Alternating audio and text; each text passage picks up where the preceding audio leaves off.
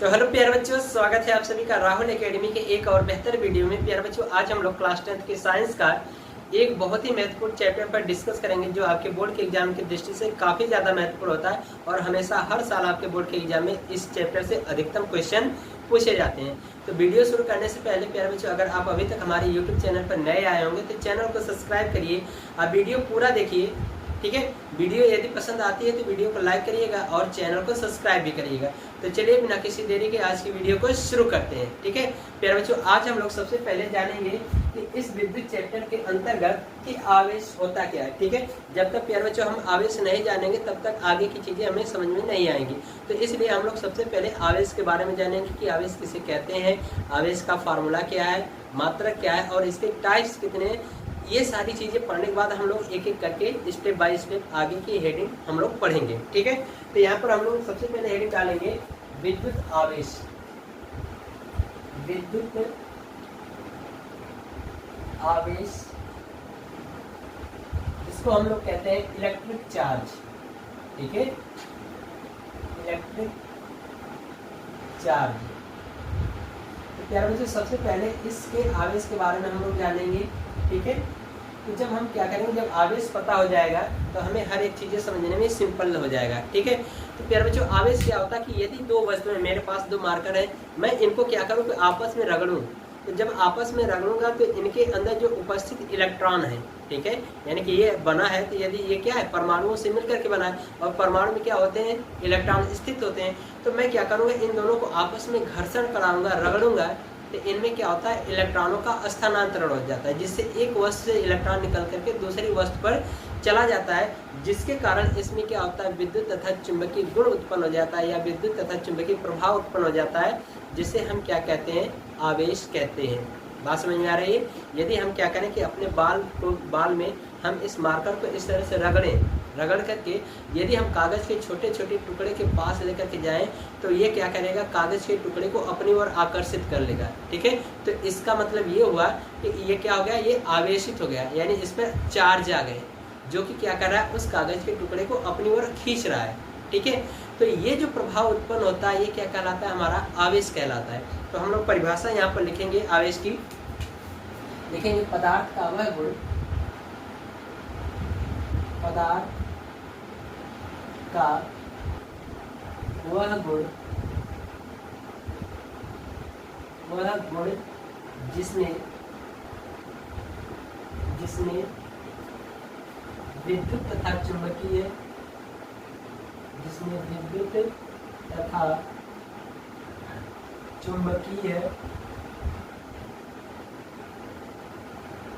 प्रभाव, विद्युत तथा चुंबकीय प्रभाव उत्पन्न होता है, आवेश कहलाता है, यानी विद्युत आवेश कहलाता है, ठीक है। तो बच्चों, ये आपको समझ में आया, यानी कि इसका परिभाषा ये है कि पदार्थ का वह गुण जिसके कारण क्या होता है, जिसमें विद्युत तथा चुंबकीय गुण उत्पन्न हो जाता है या विद्युत तथा चुंबकीय प्रभाव उत्पन्न होता है, वो हमारा क्या कहलाता है, आवेश कहलाता है, ठीक है। अब यहाँ पर प्यारे बच्चों देख रहे हो कि जो हम लोग अगर आवेश के प्रकार को भी समझेंगे ना, तो एक चीज समझो, मैंने कहा कि ये दो वस्तुएं हैं, ठीक है, दो वस्तुएं हैं और इन पे देख रहे हो, मान लो इस पे ये, इसका नाम दे देता हूँ ए और इसका नाम दे देता हूँ बी, यानी ए बी दो हमारे पास वस्तुएं हैं। इस पर कितने इलेक्ट्रॉन है, 10 है, और इस पे भी कितने इलेक्ट्रॉन है, 10 है। दोनों के मान लो दोनों पर बराबर बराबर इलेक्ट्रॉन है। तो मैंने कहा कि जब इन दोनों को आपस में घर्षण कराते हैं यानी रगड़ते हैं तो इस पे क्या होता है, इलेक्ट्रॉन का स्थानांतरण हो जाता है, यानी कि एक वस्तु से इलेक्ट्रॉन निकल करके दूसरी वस्तु पर चला जाता है, ठीक है। तो यहाँ पर प्यारे बच्चे देख रहे हो कि मान लेते हैं कि ए वस्तु पर जो इलेक्ट्रॉन स्थित है, इससे निकल करके एक इलेक्ट्रॉन बी पर आ गया। तो इस पर जब एक इलेक्ट्रॉन आ जाएगा तो इस पर कितने हो जाएंगे, 11 इलेक्ट्रॉन, और इस पर एक कम हो जाएगा। यदि मान लो एक और इलेक्ट्रॉन आ गया तो यहाँ पर 12 हो जा रहे हैं इलेक्ट्रॉन और यहाँ पर 8 इलेक्ट्रॉन हो रहे हैं। तो यहाँ पर आप देख सकते हो कि एक जगह इलेक्ट्रॉन में क्या हो रहा है, वृद्धि हो रहा है, तो एक जगह इलेक्ट्रॉन में कमी होता है। तो अब प्यारे बच्चों, हम ये जानते हैं कि यदि कोई परमाणु, ठीक है, किसी दूसरे परमाणु को इलेक्ट्रॉन देता है तो वो जो परमाणु होता है, जो इलेक्ट्रॉन देता है, वो ग्राही परमाणु होता है जिसपे धनावेश आता है। और जो इलेक्ट्रॉन को ग्रहण करता है वो ग्राह्य परमाणु होता है और उस पर जितने इलेक्ट्रॉन ग्रहण करेगा उतना उस पर ऋण आवेश आता है। तो ये हमें पता है। तो इसका मतलब कि ये हमारा क्या है, एक ग्राही क्षण है, सॉरी दाता क्षण है, क्योंकि ये इलेक्ट्रॉन दे रहा है और भी क्या कर रहा है, इलेक्ट्रॉन ग्रहण कर रहा है। तो इसका मतलब कि इसमें एक धन आवेश आएगा तो एक पर ऋण आवेश आएगा। तो इसका मतलब ये हुआ कि हम ये कह सकते हैं कि आवेश यहाँ पर कितने प्रकार के होंगे, 2 प्रकार के होंगे। ठीक है, तो यहाँ पर हम लोग हेडिंग लगाएंगे आवेश के प्रकार। ठीक है, तो हम लोग सबसे पहले अब जानेंगे आवेश के प्रकार। और यहाँ पर प्यारे बच्चे एक चीज और ध्यान रखना कि यहाँ पर आवेश को, ठीक है, आवेश को Q से व्यक्त करते हैं,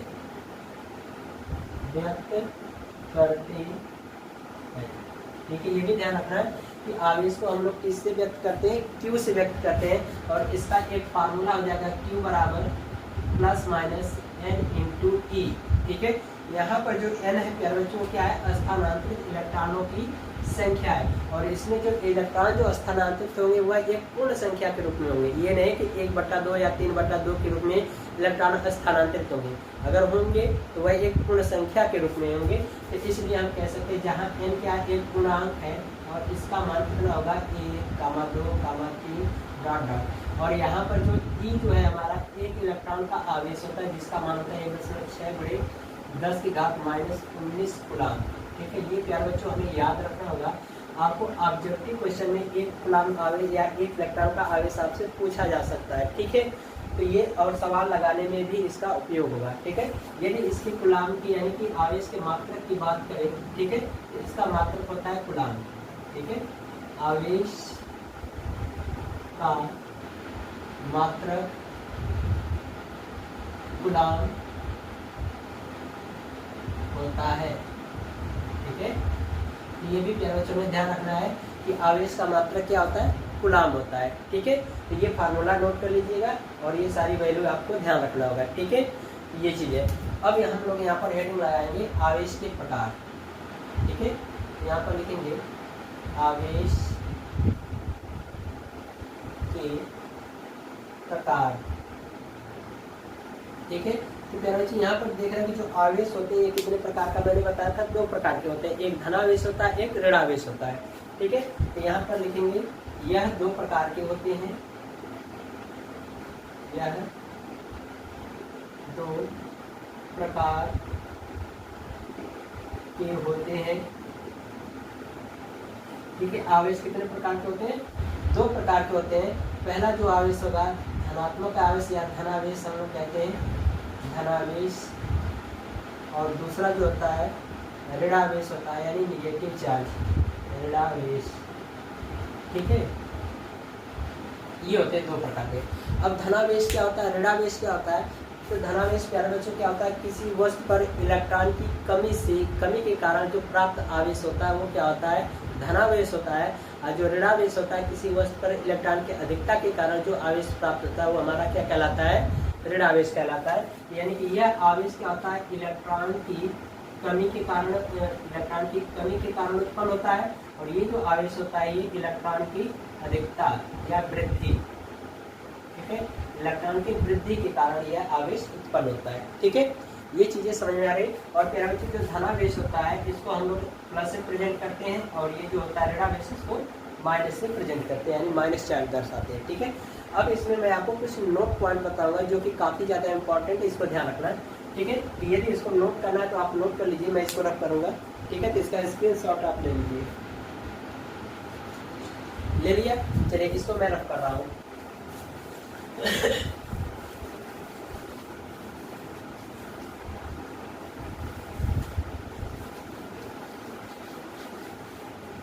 ये हो गया।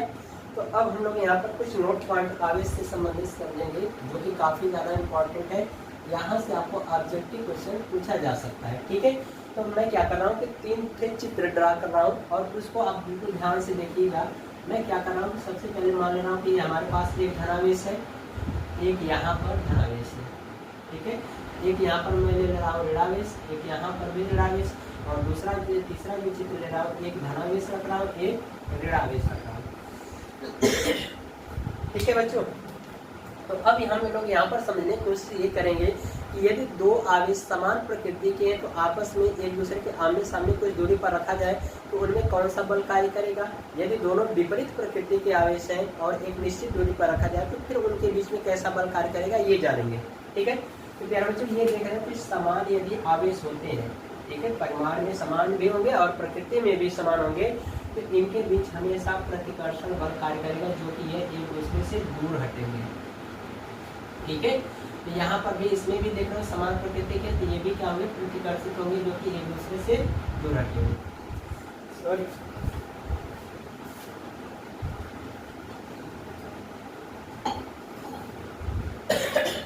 सॉरी बच्चों, थोड़ा सा तबीयत सही नहीं, जुकाम है। ठीक है, इसकी वजह से थोड़ा सा गला सूख गया है। ठीक है, तो यहाँ पर देखिए समझते हैं। तो मैंने बताया कि अगर ये प्रकृति में और परिमाण में दोनों समान है तो उनमें क्या सा बल कार्य करेगा, प्रतिकर्षण कार्य करेगा। यदि दोनों विपरीत प्रकृति के और परिमाण में समान है तो इनके पास क्या होगा, आकर्षण बल कार्य करेगा जो कि एक दूसरे के पास में आएंगे। तो यहाँ पर लिखेंगे इनके बीच लगने वाला कौन सा बल होगा, प्रतिकर्षण। ठीक है, प्रतिकर्षण बल, और यहाँ पर भी क्या होगा, प्रतिकर्षण बल कार्य करेगा। ठीक है, और इनके बीच लगने वाला जो होगा ये विपरीत प्रकृति के होंगे तो इनमें क्या होगा, आकर्षण बल कार्य। ठीक है, आकर्षण बल कार्य करेगा। ठीक है, तो फिर बच्चों यहाँ पर देख रहा हूँ कि यदि समान प्रकृति के अगर आवेश हैं तो इनमें कौन सा बल कार्य कर रहा है, प्रतिकर्षण बल कार्य कर रहा है।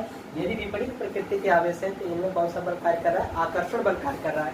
तो ये जो आवेश होंगे समान प्रकृति के यदि आवेश होते हैं तो इनको हम कहते हैं सजातीय आवेश।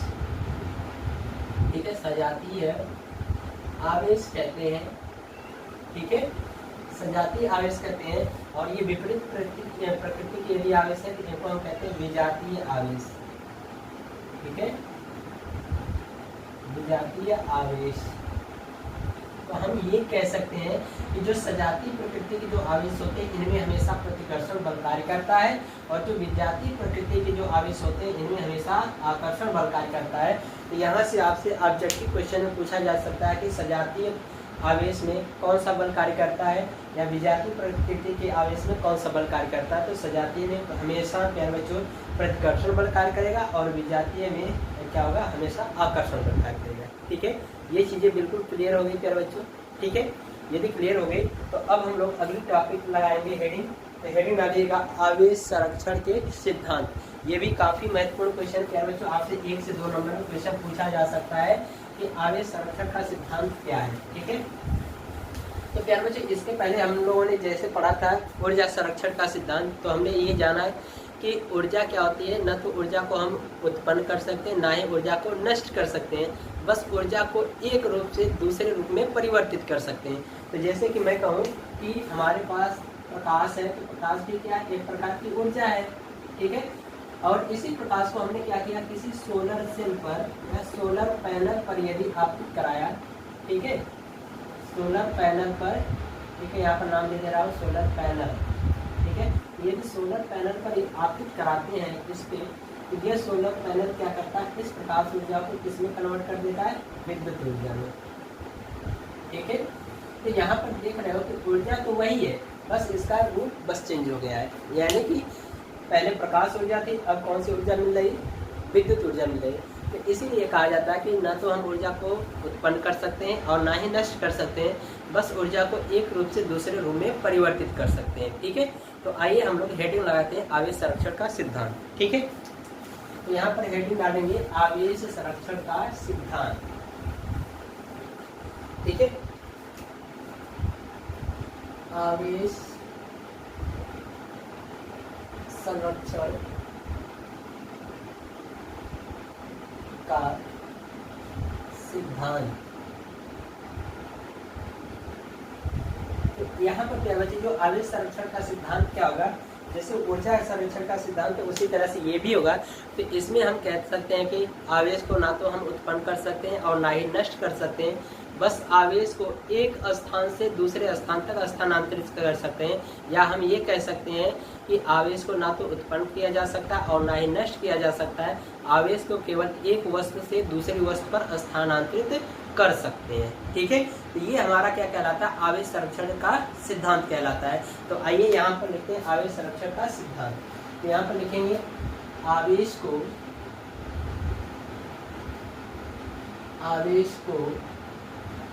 न तो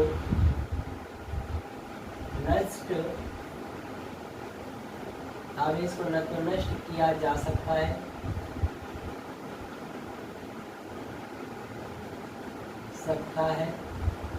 और न ही नष्ट, ठीक है, और न ही नष्ट आवेश को एक वस्तु से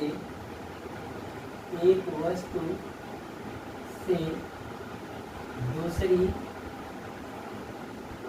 वस्तु पर स्थानांतरित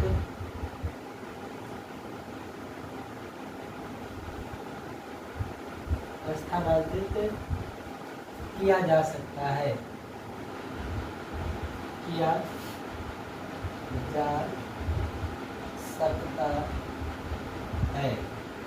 ठीक है।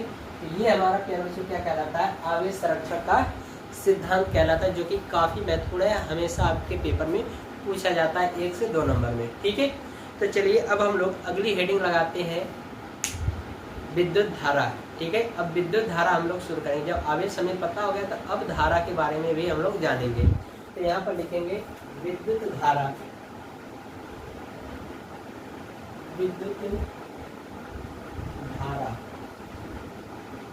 यानी इलेक्ट्रिक करंट। तो अब प्यारे बच्चों हम लोग जानते हैं कि विद्युत धारा किसे कहते हैं। तो प्यारे बच्चों, यदि कोई चालक है, उस चालक में प्रति सेकंड में जितने आवेश प्रवाहित होंगे वह उसकी क्या कहलाती है, विद्युत धारा कहलाती है। ठीक है, यानी कि हम ये कह सकते हैं कि किसी चालक में आवेश के प्रवाह की दर को विद्युत धारा कहते हैं। ठीक है, यानी कि हम मान लेते हैं कि ये हमारे पास कोई एक चालक तार है और इस चालक तार में प्रति सेकंड यानी 1 सेकंड में जितने आवेश प्रवाहित करेंगे वह इस चालक की क्या कहलाती है, विद्युत धारा कहलाती है। और धारा को हम लोग I से प्रेजेंट करते हैं। तो यहाँ पर परिभाषा इसकी लिखेंगे कि किसी चालक में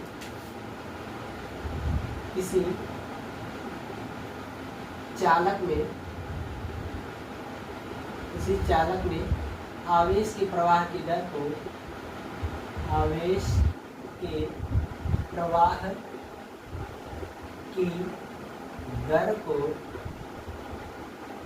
विद्युत धारा कहते हैं। विद्युत धारा कहते हैं, यानी कि ये बताया गया है कि किसी चालक में आवेश के प्रवाह की दर को ही हम क्या कहते हैं, विद्युत धारा कहते हैं। इसे I से व्यक्त करते हैं, यानी कि विद्युत धारा को I से व्यक्त किया जा सकता है। तो यहाँ पर प्यारे बच्चों फार्मूला कहा गया कि किसी चालक में आवेश प्रवाह की दर मतलब होता है समय, यानी कि कितने समय में कितने आवेश उस चालक में प्रवाहित हो रहे हैं, वह उसकी क्या कहलाती है, विद्युत धारा कहलाती है। तो हम लोग यहाँ पर लिखेंगे आवेश यानी कि धारा I बराबर Q/T। ये हमारा क्या कहलाता है, विद्युत धारा की परिभाषा के अनुसार सूत्र। ठीक है, ये चीज समझ आ रहा है। और क्या बच्चे, इसका जो मात्रक, अगर मात्रक की बात करें, ठीक है, मात्रक ये हो जाएगा, देखो आवेश का मात्रक होता है कूलाम, ठीक है, समय का मात्रक होता है सेकंड, ये हो जाएगा विद्युत धारा का मात्रक कूलाम प्रति सेकंड या एम्पियर होता है। ठीक है, ये ध्यान रखना, कूलाम प्रति सेकंड या एम्पियर होता है। एम्पियर को इस तरह से कैपिटल ए से भी डिनोट कर दिया जाता है। ठीक है, ये चीज जो है। अब प्यारे बच्चों हमें एक और फार्मूला पता है कि चूंकि यहाँ पर लिखेंगे, चूंकि अभी हमने जाना कि जो Q है आवेश वो क्या होता है, N × E होता है। तो इसलिए हम क्या करेंगे, इस Q का मान इस फार्मूले में रख देंगे। तो ये हो जाएगा I बराबर, आप स्मॉल लेटर में भी I से लिख सकते हो, ये हो जाएगा I बराबर NE/T। तो ये भी हमारा एक फार्मूला बन जाएगा धारा के लिए। यदि हमें इलेक्ट्रॉन की संख्या और इलेक्ट्रॉन का मान पता है और समय पता है, तो धारा का मान हम इस सूत्र से ज्ञात कर सकते हैं और इस धारा का मात्रा क्या होगा, एम्पियर होगा। ठीक है, तो ये हमारा क्या कहलाता है, विद्युत धारा कहलाता है। यानी किसी चालक में आवेश के प्रवाह की दर को हम क्या कहते हैं, विद्युत धारा कहते हैं। और विद्युत धारा को हम किससे व्यक्त करते हैं, आई से व्यक्त करते हैं। इसका मात्रा कूलम्ब पर सेकंड या एम्पियर होता है। और इसके दो फार्मूले हो जाएंगे, इन दोनों पर एक एक नंबर के न्यूमेरिकल्स भी पूछे जाते हैं। ठीक है, तो यदि इसको आपको स्क्रीनशॉट लेना है तो ले लीजिए। ले लिया, चलिए इसको मैं रख कर रहा हूँ।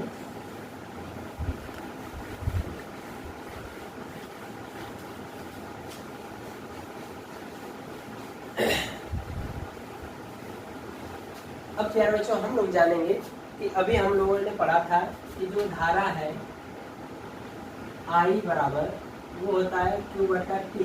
ठीक है, तो कभी कभी हमसे पूछ देता है कि 1 एम्पियर की परिभाषा क्या है, यानी 1 एम्पियर को परिभाषित कीजिए।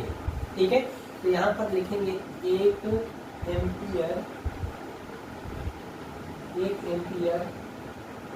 की परिभाषा।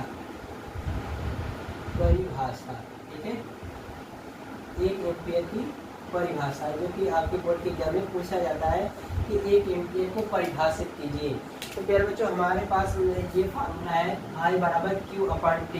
तो प्यारे बच्चों, हम मानते हैं कि ये हमारे पास एक चालक तार है जिसमें कितना 1 एम्पियर की धारा प्रवाहित हो रही है, कितने सेकंड में, 1 सेकंड में। यानी कि हम मान लेते हैं कि 1 सेकंड में इस चालक तार में 1 एम्पियर की धारा प्रवाहित हो रही है। तो इसमें प्रवाहित होने वाली जो विद्युत धारा है, सॉरी यहाँ पर क्या जो हम मानेंगे, यहाँ पर धारा नहीं बल्कि क्यू मानेंगे। हम मान लेते हैं कि इस चालक तार में 1 सेकंड में 1 कूलम्ब आवेश यदि प्रवाहित होता है। ठीक है, यानी कि कोई चालक है, उस चालक में क्या हो रहा है कि 1 सेकंड में क्यू कूलम्ब आवेश प्रवाहित हो रहा है या 1 कूलम्ब आवेश प्रवाहित हो रहा है, तो उसमें प्रवाहित होने वाली विद्युत धारा क्या कहलाएगी, 1 एम्पियर कहलाएगी। यदि हम क्या करें, इसी में इनका मान रखें, I बराबर हो जाएगा, हमने माना कि जो क्यू का मान होना चाहिए, कितना होना चाहिए, 1 होना चाहिए, और समय कितना होना चाहिए, 1 सेकंड होना चाहिए। तो ये देख रहे हो 1 से कट जाएगा, तो I बराबर कितना आ रहा है, 1 एम्पियर। तो इसका मतलब ये हुआ कि यदि कोई चालक है तो उस चालक में मान लेते 1 सेकंड में 1 कूलम्ब आवेश प्रवाहित होता है, तो उसमें प्रवाहित होने वाली विद्युत धारा क्या कहलाएगी, 1 एम्पियर कहलाएगी। ठीक है, यदि बच्चों थोड़ा सा डाउट होगा तो आप वीडियो को एक बार बैक करके पूरा देखिएगा, हर एक चीज़ें क्लियर हो जाएंगी। ठीक है, तो आइए इसकी परिभाषा को लिखते हैं। ठीक है, यहाँ पे लिखेंगे यदि किसी चालक में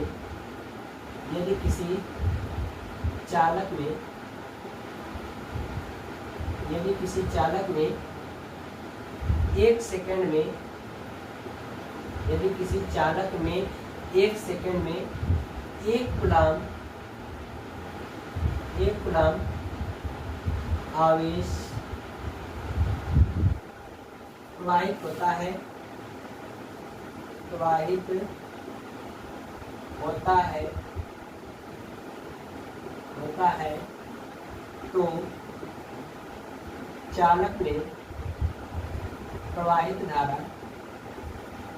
चालक में प्रवाहित धारा 1 एम्पियर होगी।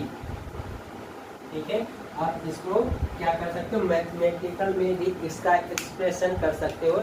यानी कि हमने कहा कि यदि 1 सेकंड में कितना 1 कूलम्ब आवेश प्रवाहित होते हैं, यानी कि T बराबर 1 सेकंड और Q बराबर 1 कूलम्ब। ठीक है, तो इसमें चालक में प्रवाहित होने वाली धारा क्या होगी, 1 एम्पियर होगी। तो सूत्र हमारा ये है, तो यहाँ पर लिखेंगे I बराबर Q/T से। ठीक है, तो यहाँ पर मान रखिए I बराबर हो जाएगा Q का मान 1, T का मान 1 कट जाएगा, तो I बराबर कितना आ जाएगा, 1 एम्पियर आएगा। यही हमारा क्या कहलाएगा, 1 एम्पियर कहलाएगा। यानी किसी चालक में प्रवाहित होने वाली विद्युत धारा क्या होगी, 1 एम्पियर होगी। यदि कब, जब उस चालक में 1 सेकंड में 1 कूलम्ब आवेश प्रवाहित होगा, तो चालक में प्रवाहित होने वाली जो धारा होगी वो क्या कहलाएगी, 1 एम्पियर कहलाएगी। ठीक है, तो इसको यदि नोट करना है तो नोट कर लो।